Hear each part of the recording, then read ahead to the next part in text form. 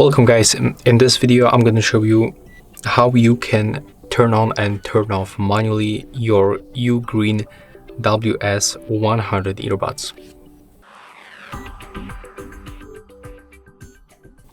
So as you can see, at first I'm successfully connected with my phone, and to turn them off you have to grab them like that and simply click and hold this panel until this indicator right here blinks white.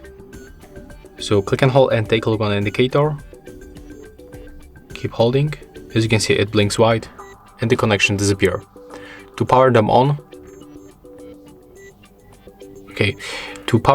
you have to click and hold together until this indicator turns blue. So let's make it right now. There it is. Release the buttons and it will be connected. So yeah, that's all for this video. If you find it helpful, remember to leave a like, comment and subscribe.